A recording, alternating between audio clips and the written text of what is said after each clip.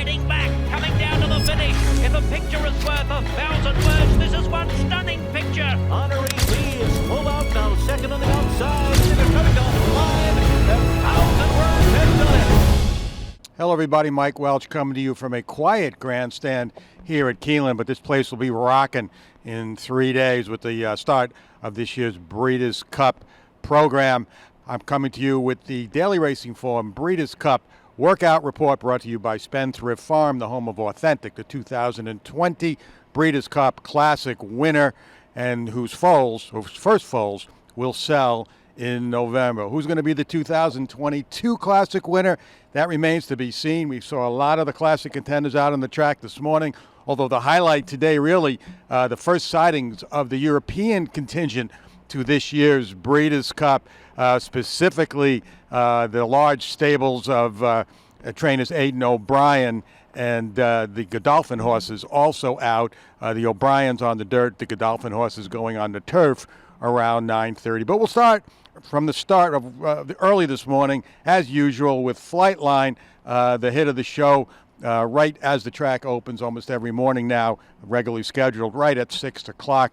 After 2 quiet days, a walk day Sunday and a jog on Monday, Flightline was back to his usual routine this morning and back to his usual self, full of energy, especially the latter part of his gallop today. We reported last week, same thing. Prior to his work coming out, we saw the same this morning, really getting strong as he went into the clubhouse turn, the final 3/8 or a half mile of his gallop. Juan Leyva had his hands full, putting up some 14 and change eighths once again before finally pulling up at the end of the backstretch. So a good morning for Flightline. You want to see how these horses came out of those last works. Flightline seems to be doing just fine. So too is Life.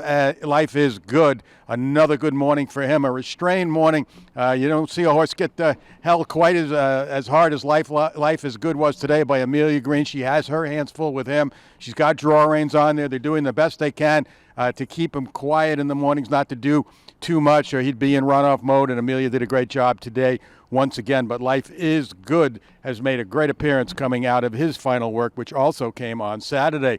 The horse with the most energy out there this morning of all the horses out on the track, but especially the Breeders' Cup horses, was Hot Rod Charlie. He was really almost in breeze mode today.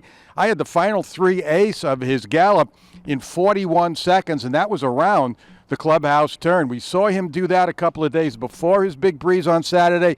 Several days later, he's up to the same routine again today. So everything looks good for Hot Rod Charlie coming up to the Classic.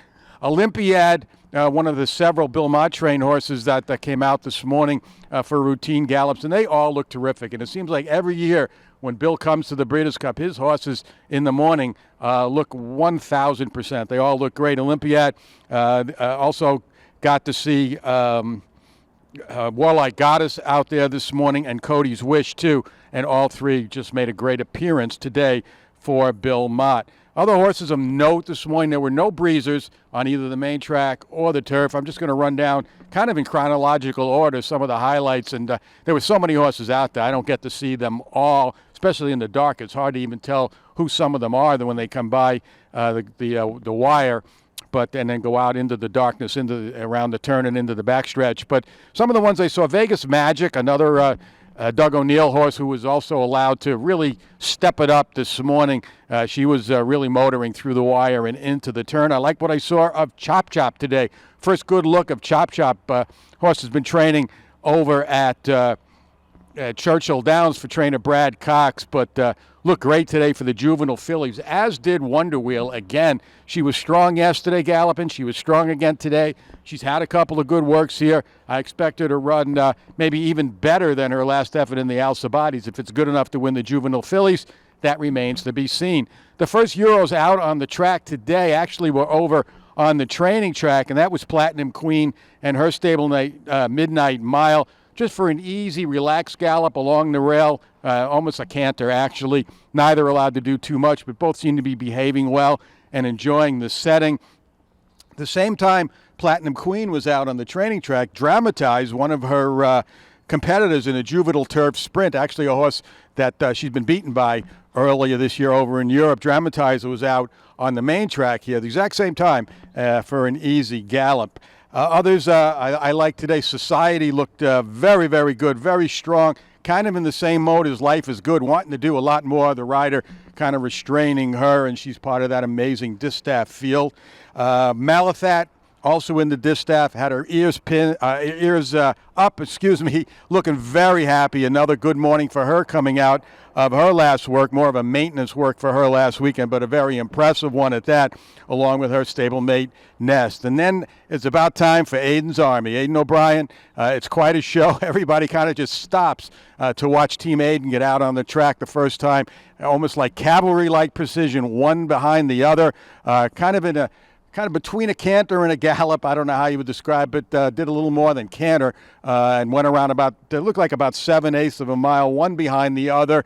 And, sometimes you see these Europeans come over here the first morning. They might get a little hot, might get a little agitated. Didn't see any of that from any of Aiden O'Brien's 7 horses today. They behaved themselves. None of them seemed to turn a hair. It was a good first morning, and I expect to see them do a little more tomorrow. We might even start seeing some of these European horses start blowing out a little bit, whether on the main track or the turf, over the next 2 mornings. Joseph O'Brien also had a couple out here, and in contrast to his dad's horses, they just jogged about 3 furlongs, maybe a half a mile. Didn't do much more than that from what I saw. Anyway, first sighting of Queen's Plate winner Moira, I don't know how you pronounce it for me, but she looked good out there today.